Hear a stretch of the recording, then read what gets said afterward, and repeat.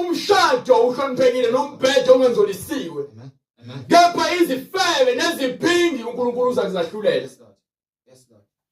Uma le ndawo elindele wonke amaphikankani banike ilungele ukufundisa. Ibhalo ithenjani yonke imphali iphefumulelo uNkulunkulu. So anginakuyishintsha into ebhalwe phansi eBhayibhelini nangelilodwa ilanga. Ilungele ukufundisa. Lelithi iBhayibheli ngimvumbele wesifazane ukuba afundise noma abuze phezu kwendoda noma akhulume ebandleni. Uma kukhona into afuna ukuyifunda ababuze endodeni yakhe ekhaya. Bese ezoqhamuka ufuko womfundisi. Azothi-ke umfazi wakho uyashumayela noma ugcona wesifazane ukuthi bazoba labo afundise. Isikhohlakali leso. Nokusola. Akahambi ngeBhayibheli. Wonke umuntu eshumayela dlala ukuthi kanti uhamba ngeBhayibheli.